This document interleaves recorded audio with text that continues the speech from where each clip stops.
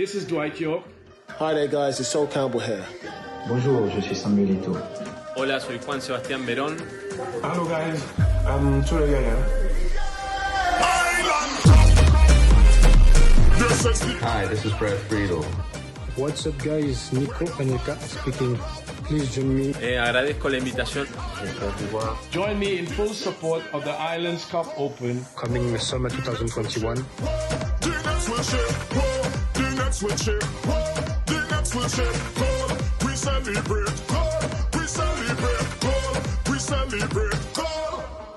Island Cup Open. The Island Cup. I'll be there. Let's do this. Good day and welcome to the Football Insight program, a program designed to unearth talent around the world and to talk to the unsung heroes, the professional footballers, both male and female, and more so the administrators who make the game tick in football. Now, in many circles, we can call it soccer, we can call it football. Carl Blankendal and myself, Vernon A. Springer, it's indeed an honor for us to have a simple conversation with Keon Richardson. Keon Richardson is a football coach. He was first a football player, football referee, and today he's going to bring something inspiring for us, blind football. Now, I've had the privilege of seeing blind cricket, so I am even more enthused to be able to be talking to Keon Richardson about blind football. And I know that that is going to pique your interest on Football Insight. Good day, Keon, and welcome to Football Insight. It's indeed a pleasure for Cal and myself to have you on our platform. How are you doing? I'm doing fine, thanks. And thank you for the invitation onto your platform. I greatly appreciate it. Tell us a little bit about who is Keon Richardson. Now, I call out a whole long bio. I haven't even touched everything that I think I need to, but at least you can just give us some opening statements from starting from primary school up to at least maybe even college area. Yeah, so I was born and raised in London. I've predominantly I come from a footballing background. So since I was like 3 years old, I was playing football with my cousin, my friends. Primary school, like we used to play at lunchtime. The year fives against the year six was almost like the Champions League final, like Real Madrid, Barcelona. Then secondary school, the same. Like I carried on playing football. And when I did my work experience in year 10, I got the opportunity to work in my primary school, and that's from there when I had the passion. I developed like an interest to get into coaching because I was mainly working as a assistant for the main PE teacher in the school and supporting like the after school football team. So like going to the classroom, getting all the students for the match, helping them, giving their kit numbers and stuff like that. And the person who was my mentor really like took me under his wing. So he showed me like the ways of coaching, and he got me onto like my first football coaching, my first sport leaders qualification. Sorry, and from there that develops my mindset into other areas of football. So like initially, like when you're quite young, you mainly focus on being a professional footballer. That's mainly what's like put in your face in the media and the newspaper. But now we're seeing, like, especially in this day and age, we're seeing how football is so global and it connects with so many different industries. So there's so many roles you can get involved with in football, not just playing. So when I became 16, I decided to do my refereeing qualification and become a qualified football referee. So I was pretty much doing 3 roles in football. So I was coaching, refereeing, and playing as well. And then when I was in college, or sixth form over here, I went to sixth form. I went to my secondary school sixth form, and I completed my BTEC in sports studies, and just collected more experience volunteering, doing different roles. And yeah, that's mainly been my background from primary school to college. Now, you had a choice whether to be an international referee or an international football coach. So why coaching? Which one you decided on, and why coaching? I think there's much more of there's a lot more opportunities in coaching, and I found that initially when I started refereeing, initially I was doing it for the money because it was like a lot of decent money that was being paid for referees. But I still found it as like both roles like both contribute to youth development. So like, but I felt coaching. I felt like I felt like a lot more mostly attached to coaching because I know there's a lot of coaches like when I was growing up that had a profound impact on me, and I felt I wanted to do the same. I want to give back to other young players, and I felt like it was a lot more rewarding. Whereas refereeing, I enjoy refereeing as well, but being a referee, like you have no Too much friends as a abuse. referee. Too much Yeah, abuse. Too much yeah, abuse. you're under scrutiny quite a lot. Everyone's complaining at you. The parents are complaining. The players are complaining. The coaches are playing. Coaches are complaining. So it's a lot of pressure. So for me, and as well, like I said, I think with refereeing, it's not something unless like you're a professional referee, like in the Premier League or your country's respective professional league. It's very difficult to like do it full time. Like here, you become like a referee development officer and like oversee like development of referees in certain areas of England. But other than that, it's difficult. Most people do refereeing like as like a weekend job or like their side job in addition to their full time job.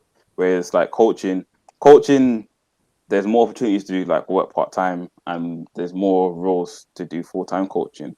So and I feel like there's a lot more demand for development of coaches across the world. Like obviously referees, there's a shortage of referees, yes, but I feel like essentially without you need both. Without you need players, coaches, and referees. And without that, without those three, you don't really have football.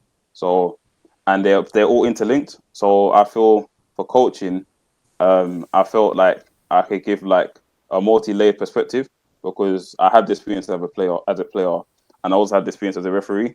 And I think a lot of teams miss out that like they can develop if they educate their players about the laws of the game, you can develop certain strategies in football to win football matches, which I feel that's giving me the edge being a referee, to add that into my coaching because there's a lot of things as a referee you see in the middle of the pitch that not everyone else sees. So when you see like the transition from in possession to out of possession, how players react immediately, what they're saying to other players on the pitch. You may not be able to see that as a coach on the far side of the pitch, where because I'm in the middle of it, I can see what players are saying to each other or how they're reacting. So it gives you a different perspective of the game that I think is quite undervalued. Very important point, and it seems to be a universal problem where coaches have to get versed by educating their players about the rules. In fact, Cal and myself, one of the programs that we're going to try and set up is also to educate the spectators, because too many times the angles you're sitting from, oh no, that is not an offside, that is not a foul, you hear all those stuff there. But I think it's almost like a match awareness. And as you rightly said, we have to design programs. And it's amazing that you said that because for centuries, we just go to football games and the referees just get verbal abuse. You name it. From primary school up to the professional level. It never stops. Yeah. And I think on foot it's like, I think 2 points of what you said. I think a lot of it stems from the top level because I think when fans go to matches, like especially here in England, a lot of fans are like, they're not really. I don't want to generalize, but typically, like, they're typically like working class individuals, and they're not really like. Sometimes they're not really that happy with their job. So, like, going to a football match lets them vent their frustration. So, something that's like a small issue, they'll blow out into proportion. So, like when the referee gives his ref man, and they're just throwing at the referee, and it's like, well, and the thing is because the referee, when you're in the match, like players, especially at that level, like they're trained not to react because they're told whether it's the players by their manager or the referees by the referee coordinator, they just say focus on the game.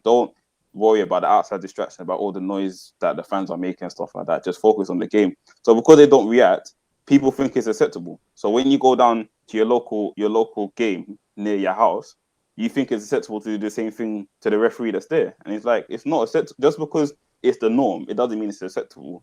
And that's one thing I don't stand for. When like a few weeks ago, a parent was having a go at me because I disagreed with his offside rule, and he's not a qualified assistant referee, and he was swearing at me and saying like loads of like disrespectful things to him. I just sent him off, and I just said to him, look, like if you're just gonna carry on, I'm just gonna abandon the game. Like I've already collected my match fee, so it's gonna hurt your whoever your son is on this pitch. It's gonna hurt him more than it's gonna hurt me because I'm not the one playing.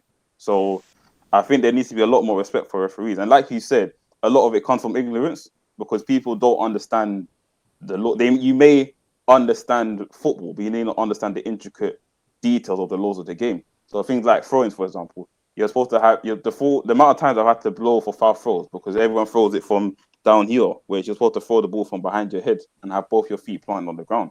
Whereas you see some players, they'll have one leg lifted, they'll throw the ball, they'll release the ball from beyond their head. So it's things like that that players need to educate themselves on a lot more. Now, since we're refereeing, what's your thought process on VAR? Yeah, well, at the level I referee, I don't have access to that.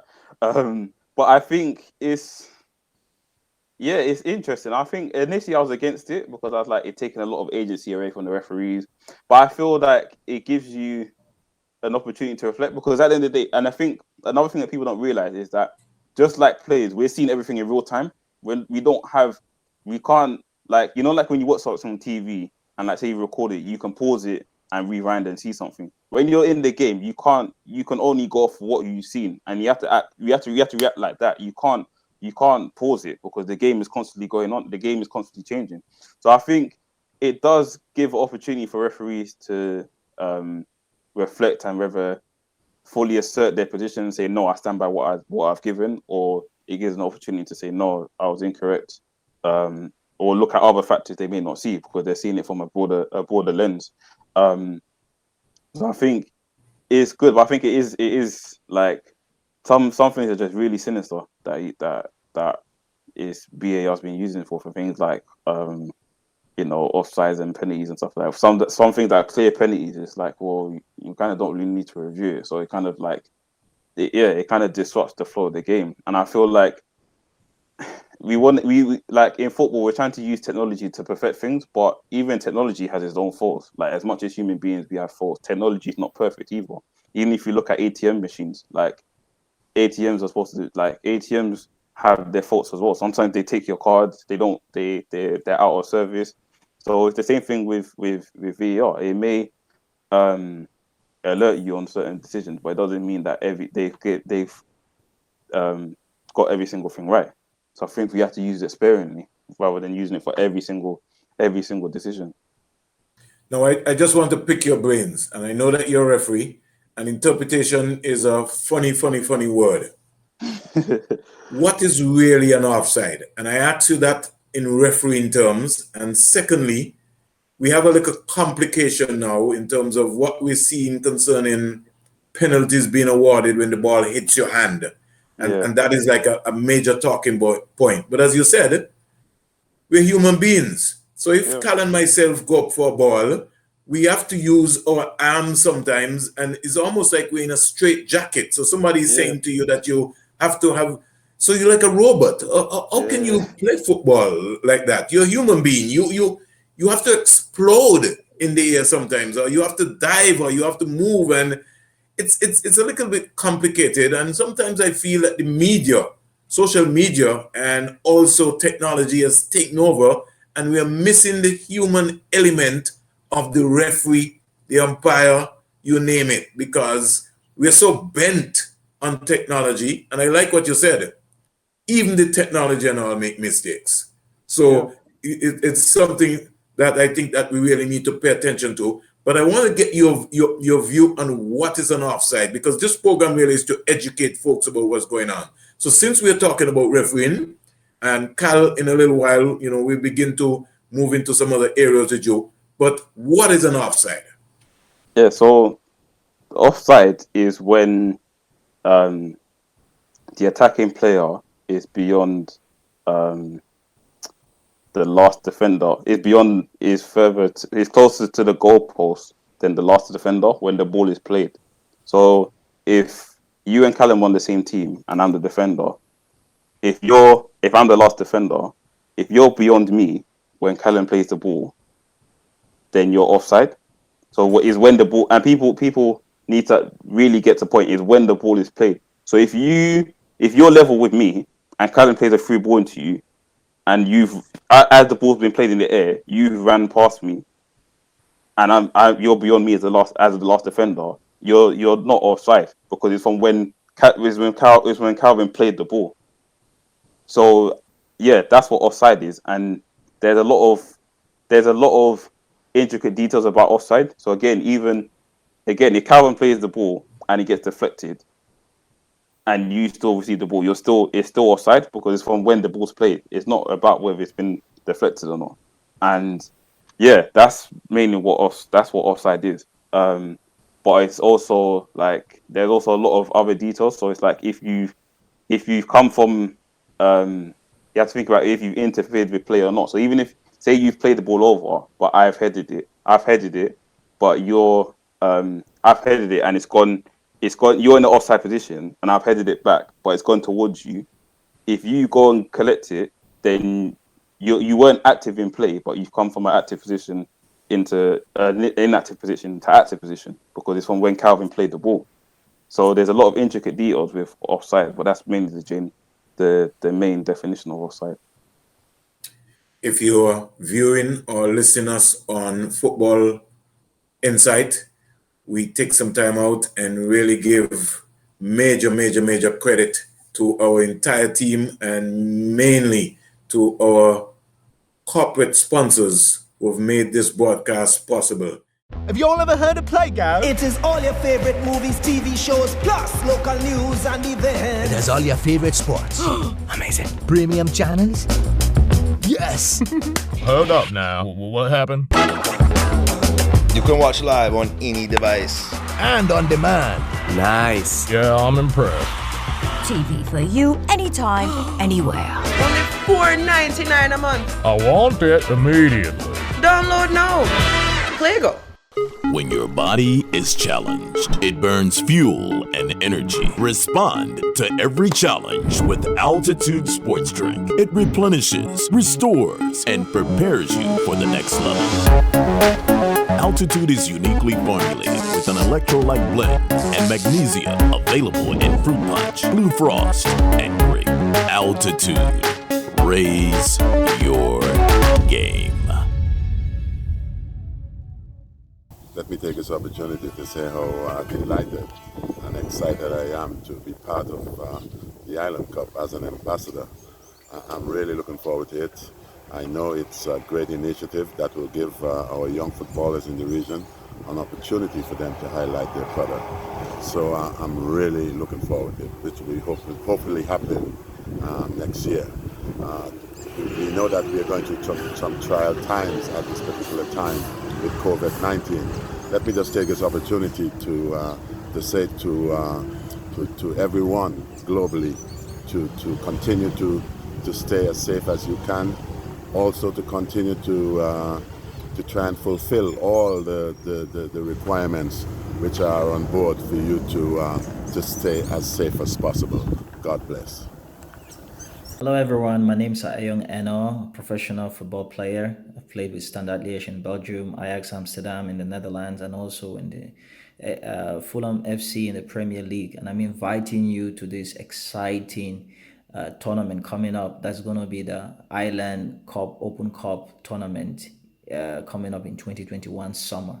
Make sure you support it and be part of it. I also want to encourage you to make sure you keep the sanitary rules, wash your hands, keep the distance, stay safe, and let's all fight COVID-19 as we ought to. See you soon, and then make sure you support. Bye.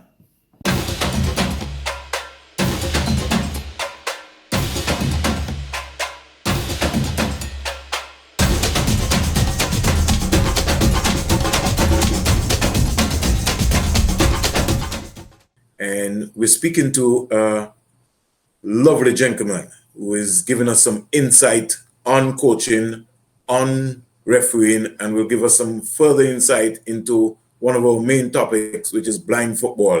It's Mr. Keon Richardson. And he's not affiliated to Sir Richie Richardson, but we'll maybe go through the traces and maybe find out sooner rather than later. But it's really indeed a pleasure to be speaking to Mr. Keon Richardson. Carl, you got some shots to fire at Keon. Yes, Keon, welcome to our platform, which is the Caribbean Sports Entertainment Management Group Football Insight Podcast. As most people may not know, you're on this show because you have Caribbean roots and heritage. Your father is from Trinidad, I believe, and your mother is from St. Kitts and Nevis. So that means you are one of us in the big diaspora of a big family. So now in our region, as you know, football is played 11v11, or you have the primary and high school games. But you are doing something unique, which I haven't really heard much about before. I've seen it. I've coached it a little bit, but not actually in an official match. What is blind football? Yeah, so just a correct you, my dad's from St. Vincent, and my mom's from Trinidad. But yeah, Right. blind football is adopted game. It gets its roots from futsal, so it's a 5v5 game. You have 4 outfield players who are totally blind, and you have a goalkeeper who's either sighted or partially sighted. And yeah, there's a few. Obviously, it follows the same rules on the FIFA futsal. So there's no offside. It's played on 40 meters by 20 meters. There's sideboards on both wings of the pitch to make sure the ball is constantly in play. And yeah, you use a ball that's sonorous, so it has like ball bearings inside, so that it makes a rattling sound, so that the players who are blind can hear the ball and follow it. And yeah, it's the same objective for football, to score as many goals as you can to win the game. So And when all the players who are totally blind had to wear blindfolds, because obviously everyone's totally blind, but people have different levels of light perception. So to make sure it's an equal game, everyone has to wear eye patches in both eyes and then blindfolds on top of that as well. Okay, so when you're coaching blind football and the players are listening to the rattling sound in the ball, how do you get your coaching points across? Well, you have so obviously it's on a 40 by 20 meter pitch. So you mainly have 3 coaches. So you have the goalkeeper who communicates with players in defensive third. Then you have the coach on the sides in the middle who communicates in the middle third, and then behind the opposition's goal you have a guide. So there's sort of a triangle of information that's going across to players about. But you have to keep, because the game's going so fast, just like in football, you just have to keep it sharp, and the information is going to help them coming. So in terms of if there's a player that's closing them down, telling them if they need to switch the ball or go 1v1, it's really being concise with that communication, because the pitch is always constantly changing because of how small the pitch is and the number of players. There's less players. There's a lot that goes on. So you have to be really precise with your communication. But it's also using things like code words and stuff like that as well. So it's really just adjusting, tailoring your communication to the group that you're with. Are all the players on the pitch blindfolded, or is the keeper able to use his sight if he has any sight?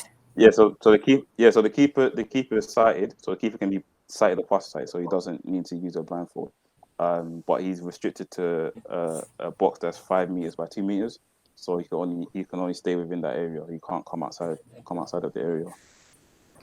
Now, for persons with a visual disability, how difficult or how easy is it to transition from trying to find your way on the street or moving around, exercising, and then going into an explosive format as blind football? Are they former persons who played the game and then had a visual disability or accident, or are people coming off the street and then just jumping right into blind football?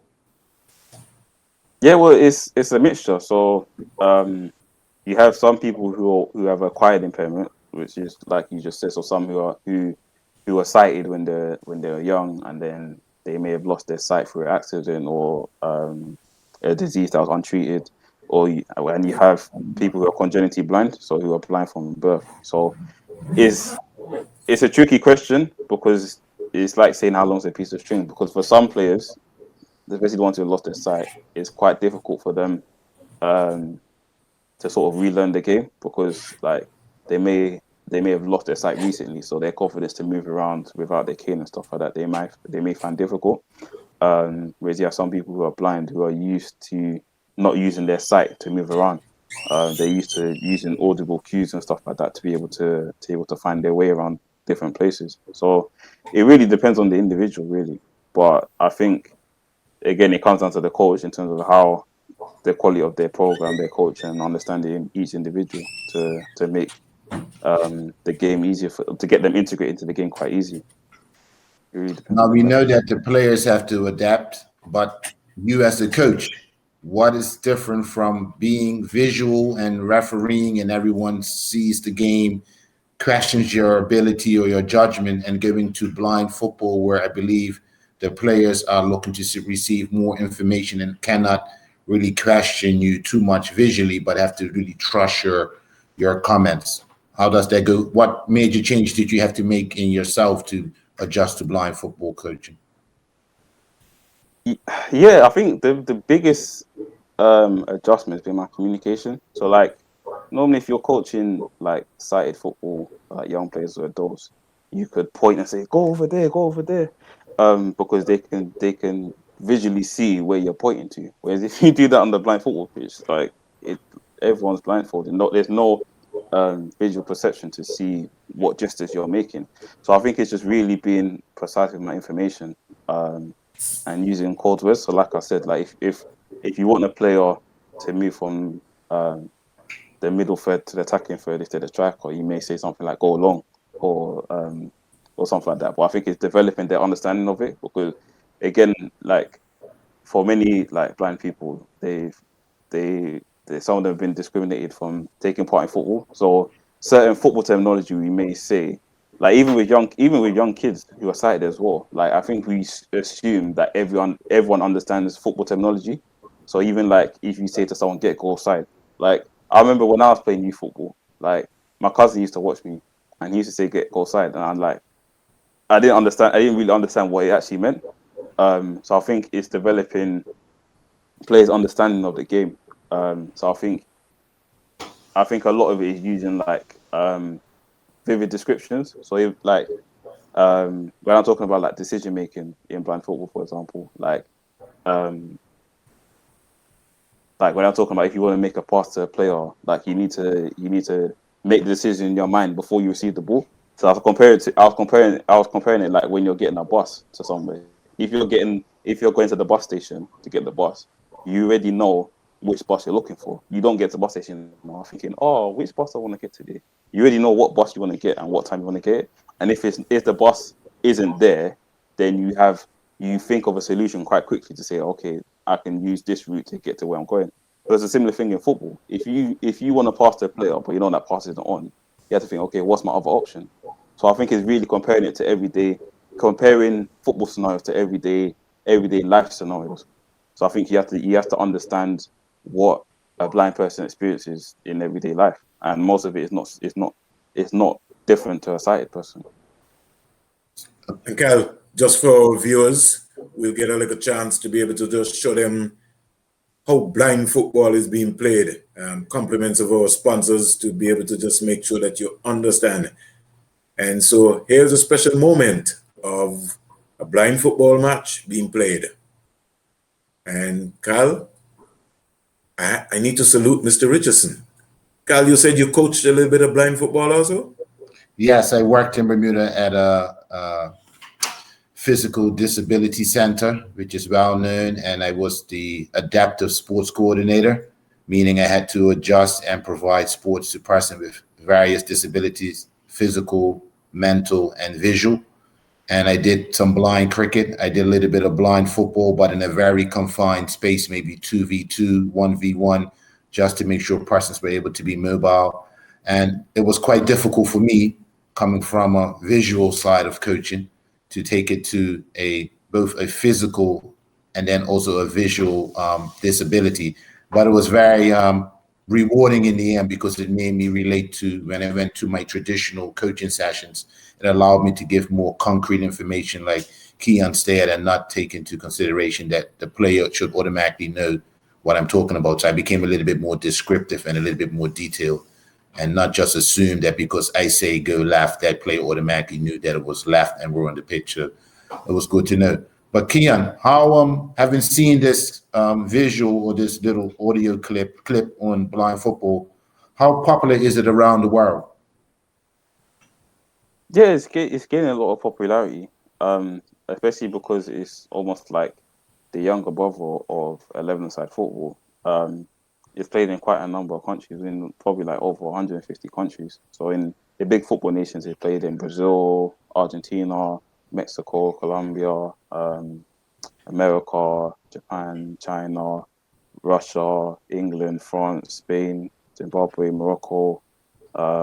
There's a lot of countries are really involved in it at different levels. So also the international level, you've got quite a number of teams. There's regional championships that happen every 2 years.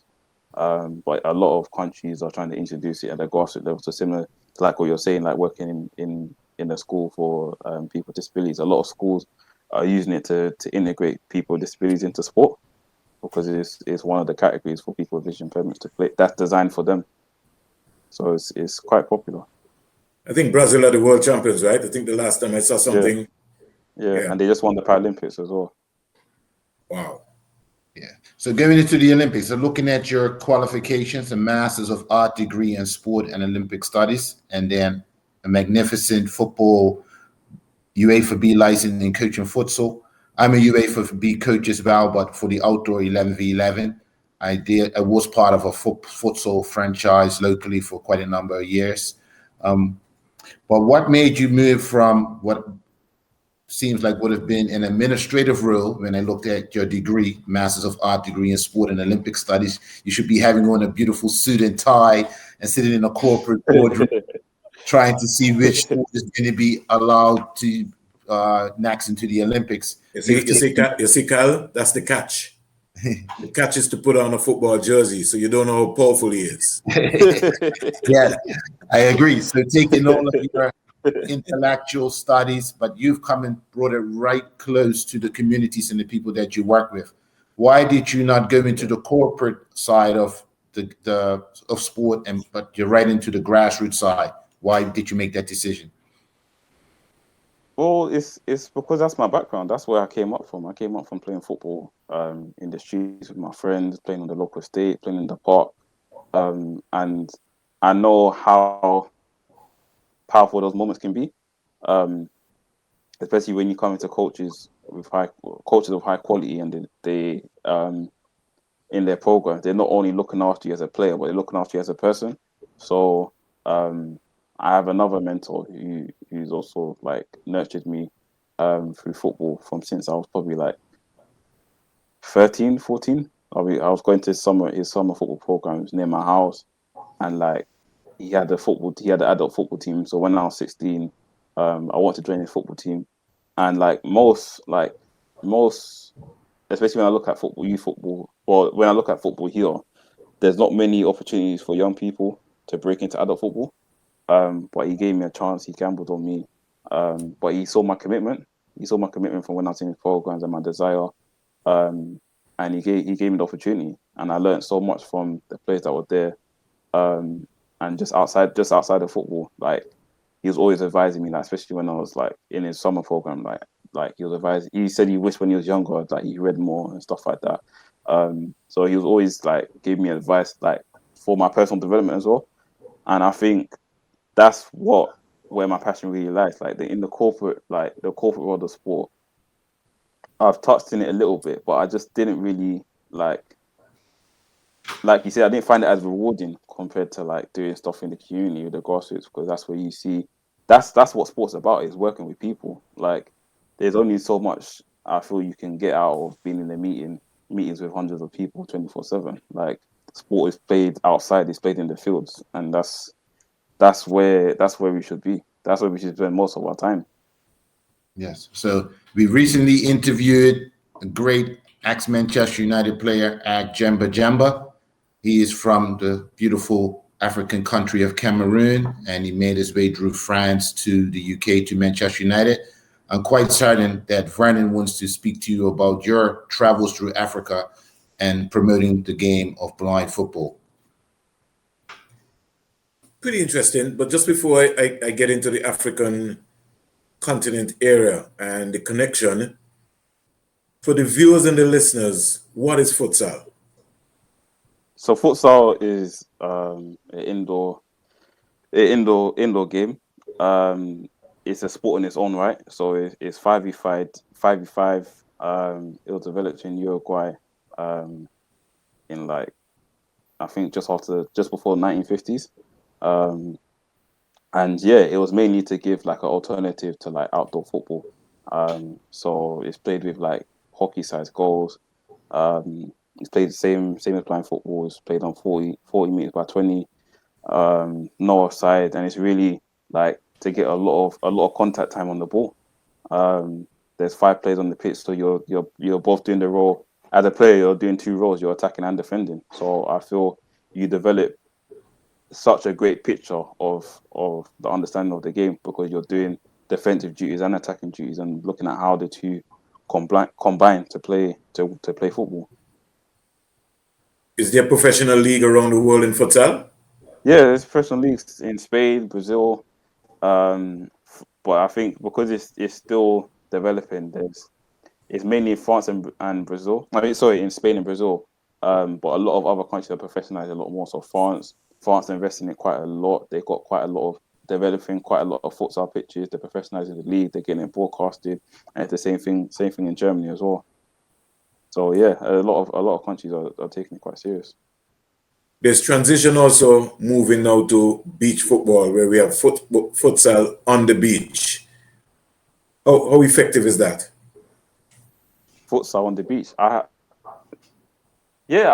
think a lot of small-sided formats of football follow the same patterns and the same philosophy. So I think it's definitely effective because I think I'm not really that familiar with beach soccer, but I think they use regular football. But I think with futsal, I think it will help because again, there's so many principles of futsal that are transferable to beach soccer. Because again, it's fast-paced, it's 5v5. You have to manipulate the ball in tight spaces, and I feel those are key components of futsal and beach soccer. Africa. There are many people who feel around the world that Africa's produced a number of talented footballers, but they have just not gelled consistently on the world stage. But you see so many players coming out from Africa. What are the challenges why Africa is not being able to compete on the world stage consistently? I think a lot of it is down to resources and systems. So the systems that are in place, because the talent is there, but from my experience and reflections, like I don't think talent's enough. Like you have to have the systems in place and the resources. So things like nutrition, psychologists, physiotherapists, strength and conditioning. These are all professions and people that contribute to a player's development. And I feel again a lot of leagues don't really have the systems in place. So like I said, I think that having like high quality pitches to play on, having a robust talent pathway from grassroots to the elite level of the game, even the standards of the professional leagues in certain African countries, and even just things like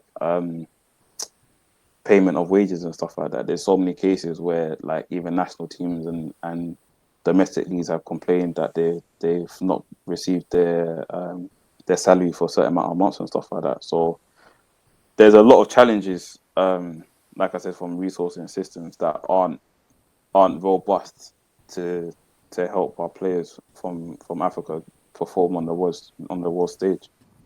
And But if you can, even like with technology, for example, if you look in Europe, there's so much technology that's involved to help support the standards of football, where that's not necessarily the case in Africa.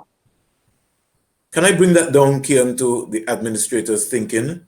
Because, and is this by design why the football powers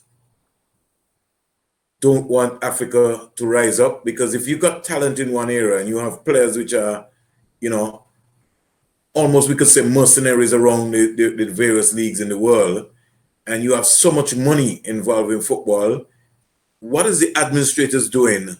Why African football is still where it is? Because based on what you've been indicating, and every year we hear some story. Either it has to do with corruption, it has to do with players' payment, but money is being circulated in Africa, right? And the big man from FIFA, Mr. Gianni Infantino, will tell you how much money that the African nations get.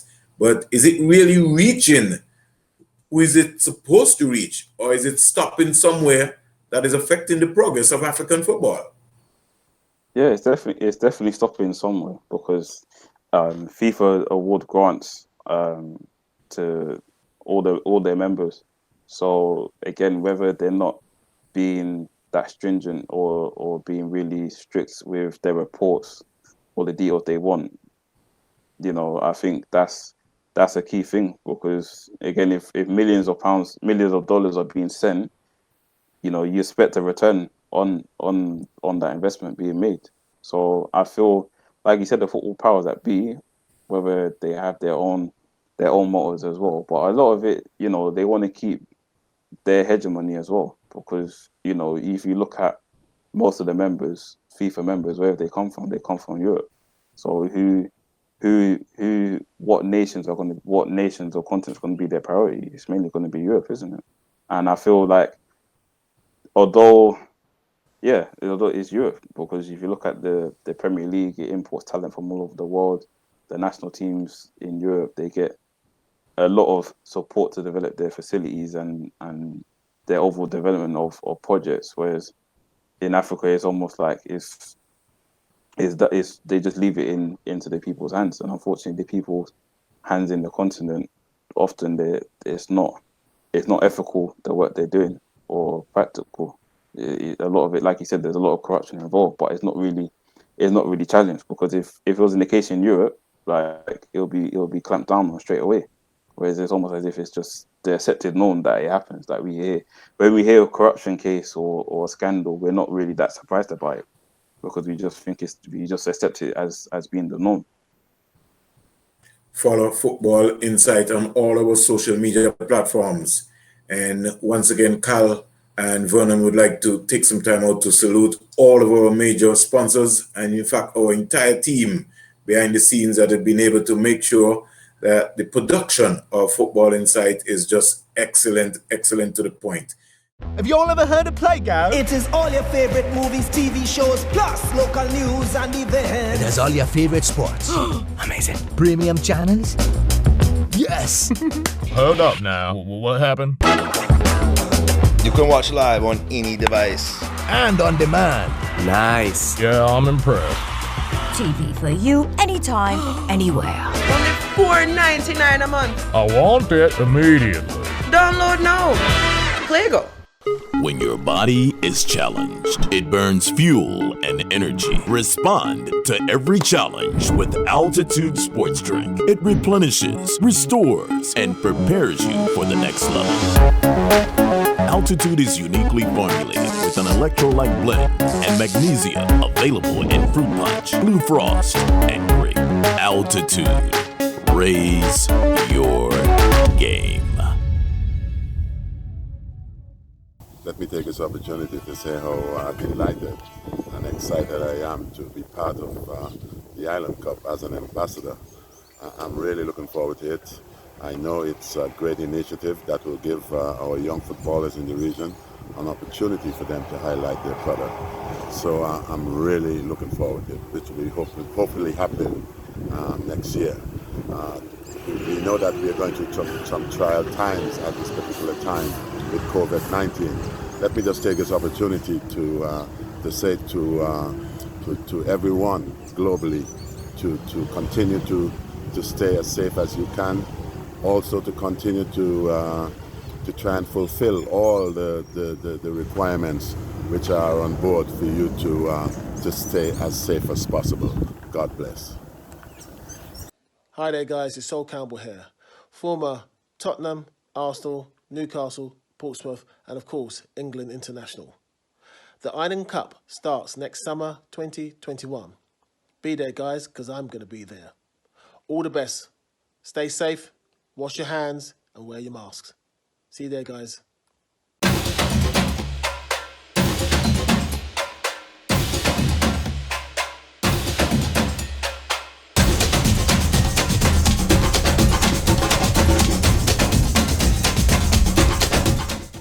Now, Cal, I know you got a couple of other areas, but just before I get you back in, let me just see if I can get into the brains of Keon. Keon, we live in a real world. We also know that there's a pandemic that is taking place around, and outside of that pandemic, we have another scourge where we're trying to stamp out racism. Have you ever encountered racism while you were playing, coaching, or even being a referee?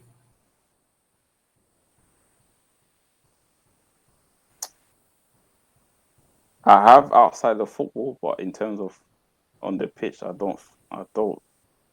No, I haven't.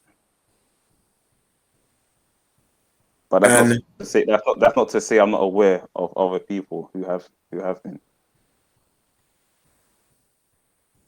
You coach on various backgrounds of ethnic community people who come to England. What is the challenge for you when you're out there as a coach, as a referee? I guess it comes to, I think, yeah, I guess it does come down to racism, because racism is complex and multi-layered, but I think a lot of it comes down to like people perception. So a lot of people don't really expect black men or women to be in senior authority positions within football. So especially like from coaching, sometimes there has been some hindrances and setbacks, and even like, how can I say, like challenging your authority. But I think, whereas for other ethnic groups, that's not even thought of. So it does come down to prejudice, and people's perception of black people. A lot of times you're expected to be like the source of entertainment, which is typically why you see a lot of more black players than you see coaches, and in other senior authoritative positions. However, I think the challenge is, how people perceive you. So even like sometimes some terminology that people use to be a lot more casual with you compared to other ethnic groups. But for me, like, I don't want to sound cliche and say like I ignore it, but like I don't let it affect me. Like I know my capabilities, I know my strengths, I know the areas I need to improve on, and no one knows that better than me. So when I go out on the pitch, I make sure no one can question anything about me, like whether it's my timekeeping, whether it's my professionalism, my manner, the way I've dressed. Like you can't, because people have a certain perception of black men and women. Like any little fault there is, they'll try to pick up on it immediately. Whereas I'm just like, no, you're gonna have to look real hard to find something. So I think that's something I do, but that's a challenge in itself, because then you always have to make sure you're on point 24/7, which again, like I said at the start, we're all human beings, we all make mistakes. Whereas I feel like because there's that perception, you kind of get a bigger brunt of complaints and issues compared to other ethnic groups doing the same role as you. But it's all part and parcel of it. Like I can't change how people perceive me, whether I do something good or bad. So I just have to know to myself. I just have to always ask myself: did I give 110%? Did I give my best effort? Did I give my best presentation of myself? And if I haven't, then I need to go back to the drawing board and see how I can do better next time. Mental health in sports for both men and women. How impactful it is as a coach now, because you now have to be able to learn about that to deal with your athletes. Sometimes you have footballers who come to the pitch, you don't know what's going on in their homes. The coaches seem to have not all they're concentrating on is the W and not really preparing the athletes. And so the athletes sometimes leave there, as we would say, damage, because it's almost like an inferior complex if Cal doesn't score the goal to win the championship.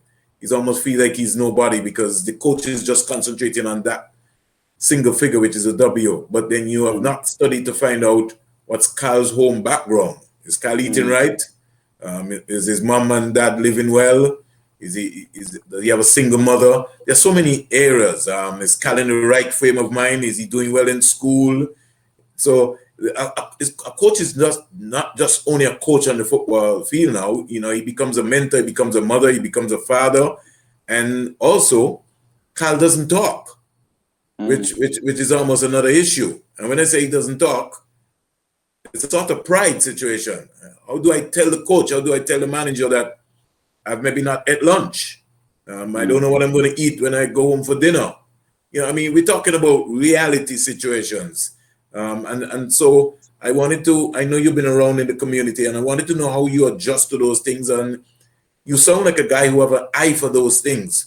But for the folks who are listening and viewing Football Insight, we want to also tell them as coaches and as administrators that these are some of the simple things that you also have to look for in an athlete. Yeah, I totally agree with you. And I like the point you said about coach's role. Like, as a coach, especially in this generation, in this day and age, as a coach, you wear many hats. So you're not just a technician, you're not just the tactician, the person who's supposed to win the games. As you said, you may be a pseudo parent, you may be a pseudo father or pseudo mother, because like you said, that person may come from a single parent background. So you may be a role model in many ways that you may not expect to be. You may be the only adult that they can feel that they can confide in. So I think you have to remember what your role is as a coach, or what other roles you have as a coach. Because I think a lot of the times, like you said, a lot of coaches are just focused on winning the game. And I think across all levels, I think even the adult game as well, you have to look at my philosophy is developing the player first, the person first, and the player second. Because when we look at sport careers as an athlete, they're very short, especially in football. Like if you sign your first professional football contract, like let's say 18, 20, how many years do you have? Well, probably 10 years, 10 to 15 years. We know with technology, players' careers are expanding now. So players like Ronaldo playing up, he's 36 and he's still at the tip top shape. But in reality, there's not many players that's going to reach that at that level consistently without the brunt of injuries and stuff like that. So like you said, sometimes it is just having that conversation over the phone. Sometimes it's sending that text or asking them how was school, and things you may feel are like, to you feel like, oh, like that's not really important or significant. For that person on the other end, it may mean the world to them, because someone, I think especially with young players, when I when I see it from a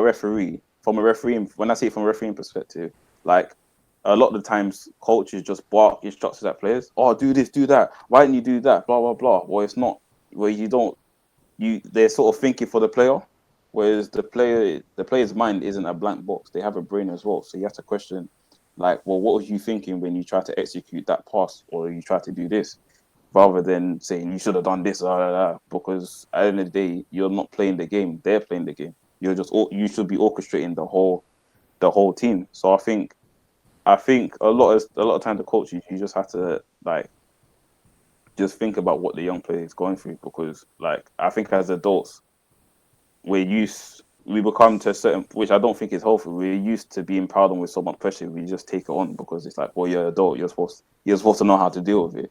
Whereas with young people, like that's not the same case, and sometimes they have issues that are technically adult issues. So things like, you know, not having, like you were talking about, like not knowing when you're gonna have your next meal. That's quite a big issue, and it's sometimes that's something that's typically out of a young person's hands. So, you know, even I remember when I was coaching at a regional talent center a few years ago, a young promising player in training, like he was getting frustrated. Like he's quite relaxed, he's happy, but like there was one training session where like he was really annoyed. Like he was just getting frustrated when he missed shots, or like he was just getting frustrated at other players. So I literally just emailed his mom, like when I went home. I just asked him, like, is everything okay with him? He's like, yeah, I think he said he was having an issue at school or something like that. And then from then, like, we were just like, and again, it's knowing your players, because some players don't need that. You just need some players, you may have a word with them and that's it. They're on to wherever they're going. Where some players you do have to put your arm around them and check for them quite consistently. So like from there, I was just talking to his mom quite a lot, seeing like what's going on in school and his personal life and stuff like that. And like it really develops like quite a close relationship, and he's always been like grateful for that. So I think you have to understand like where your players are coming from. And I think sometimes we ignore parents quite a bit as coaches as well. I think we think because we have their kids for an hour and a half, we know everything about them. But you only know everything about them that hour and a half. You don't know what's going on the rest, the 23 hours, the 22 and a half hours out of their day, out of their life. You don't know what's happened outside of that. So I think we have to work with parents rather than say just stand on the side and don't get involved. Sometimes you do need to ask the parent, because sometimes, like you said, that young person may not talk, or may not know how to articulate how they feel about something. So sometimes you may need to get another person's perspective that's quite close to them. You're listening to Keon Richardson, and Football Insight would like to take some time out to salute our sponsors in a very, very big way. And in fact, our entire team that keeps this broadcast going. We're back with Carl speaking to Keon Richardson.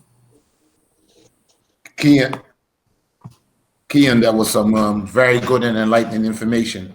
As we get close to wrapping up this very interesting interview, definitely want to look forward to having you back. Where do you see yourself in the next 5 years? And could we see you doing something in the region, in Trinidad or St. Kitts and Nevis, trying to introduce blind football or advance it if it's already available? Yeah, in the next 5 years, I'm still working on that plan, because initially, like, I've been working on quite a number of things, and I feel like I've achieved them. I've got them to a certain state that I'm happy with. But I feel I want to go like into like lecturing in sport. I feel like I also have the theoretical knowledge from my degrees, but I feel I have a lot of practical experience on the ground that I feel I can contribute. But I also want to get into mentoring as well, like whether it's in sport or like within personal development for like young Black men and women. That's something that I feel has had a profound impact on me. So I want to get involved in that myself. So yeah, in terms of the Caribbean region, yeah, it's something I've thought about and something I want to get involved in. Currently, there's plans with the International Blind Sport Federation in, I think, either next month or November. They're planning to hold like a regional coaching clinic in Barbados. So they've invited coaches from Trinidad, Jamaica, a few of the other islands to come to Barbados to do like a 3-day coaching clinic to introduce the sport. But yeah, it's something I think to be honest, I think the Caribbean, like, there's not, as you both said, there's been a lot of development of blind cricket, but there hasn't really been anything for blind football. Like a lot of other regions and continent have the sport, but in the Caribbean, there hasn't really been any programs to take it off. So I think it's something I would definitely want to do. and get involved in, because of course that's my background, that's where my parents are from. So I feel I always have to contribute something in some capacity in the region. And as I close out, my final question to you, do you see yourself coaching at the Paralympics, taking a nation or country to that tournament and putting a gold medal around your neck? Yeah, that's the dream to do. Of course, it does take a lot of resources, a lot of financial resources, a lot of support from government and different sport federations to even qualify for the Paralympics. But I think that's always the long term vision to have. So I think it's definitely something, because the Paralympics for blind football is the pinnacle stage of the sport. You play against the top 8 nations in the world. And I think to compete at that level, you have to really have strategized for a 4-year cycle. So I think, although like I still have my project in Zimbabwe, I think in the long run, ideally I'd like to do it with them, but I think it's looking at what the strategy is, and there's no rush for that for me, because that's a long term thing that's not going to happen in a year or so. So yeah, that's definitely a dream to achieve. And as I want to thank you from my side for being part of the Caribbean Sports Entertainment Management Group's podcast. Very insightful on blind football, and I'll leave it to Vernon to close us out with his final remarks and that's crashing. And there's something on his mind that he wants to ask you before we wrap it up. How can folks reach you via your social media platforms? Because this conversation is going to be an ongoing conversation. So once folks log on to the Caribbean Sports Entertainment Management Group, various platforms, folks going to want to get in contact with you, either to be able to get more verse information on blind football, because that's what we're promoting. So you have the handle. You can tell us how they can reach you via Facebook, you name it, Instagram. Facebook is my name, so Keon Richardson, KeonRichardson. LinkedIn is the same. On Twitter and Instagram is finally Keon, so FINALLYKEON. So yeah, but mainly I use Facebook and LinkedIn quite a lot, so those are probably the best platforms to reach me on. Keon Richardson, it was indeed inspiring for Cal and myself on the Caribbean Sports Entertainment Management Group platform, Football Insight. Football Insight is a visionary program to be able to make sure that we unearth all of our heroes, both men and women around the world, to be able to tell their side of the story. And it's also an education platform. And the conversation today was inspiring. It was touching, and you touched on a number of topics. This is just the first phase, and you know for sure that we'll be coming back to you to be able to get even a little broader discussion. In fact, we'll be talking to maybe some participants or some blind footballers in the future, so that at least folks can really understand and appreciate the game of soccer, the game of football, and to know that sport is life. Because just listening to you talk this morning, it gave me a sort of inspiration that, hey, I'm privileged, I'm grateful to be alive, that I can see. And here is Mr. Richardson and Cal coaching blind people. I never had the privilege of coaching blind cricket, but I saw some blind cricket. So, it's not too late for me. Hopefully one day I'll be able to get an opportunity during my lifetime so I can be able to coach blind cricket. But I've seen blind cricket, and trust me, it's been tough. I've not seen blind football yet in person, but I'm looking forward for that. So your final comments, and we thank you, and may God continue to bless you and to have you as one of our ambassadors on Football Insight program. Yeah, I'd like to equally return the thank you to both of you to invite me on your platform. I really appreciate what you lot are doing and give me the time to effect on my experiences and reach your network in the Caribbean and overseas. And yeah, just to continue what you're doing, and we can definitely collaborate more because I enjoyed this as well. And I feel there's a lot more that we can talk about as well. That's it for Football Insight.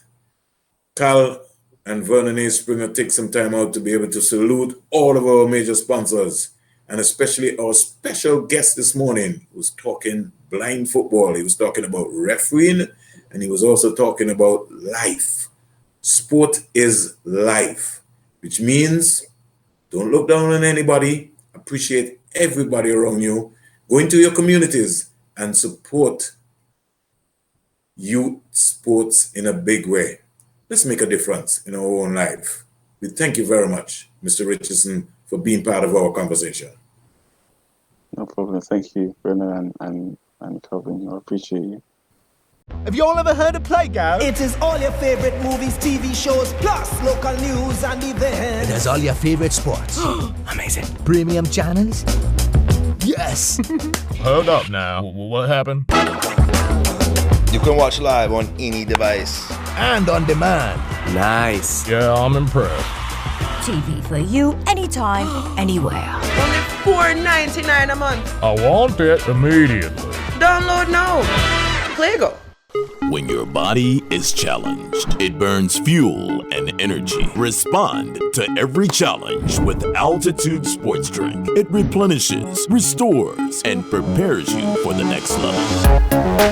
Altitude is uniquely formulated with an electrolyte blend and magnesium available in fruit punch, blue frost, and grape. Altitude. Raise your game. Let me take this opportunity to say how delighted and excited I am to be part of the Island Cup as an ambassador. I'm really looking forward to it. I know it's a great initiative that will give our young footballers in the region an opportunity for them to highlight their product. So I'm really looking forward to it, which will be hopefully happening next year. We know that we are going through some trial times at this particular time with COVID-19. Let me just take this opportunity to say to everyone globally to continue to stay as safe as you can. Also to continue to try and fulfill all the requirements which are on board for you to stay as safe as possible.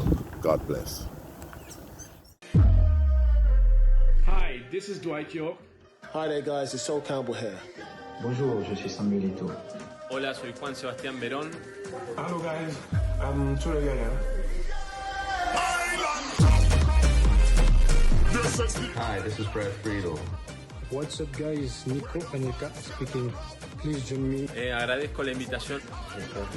Join me in full support of the Islands Cup Open Coming summer 2021.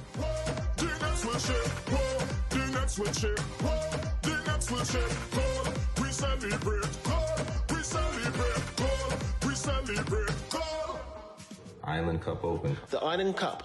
I'll be there. Let's do this.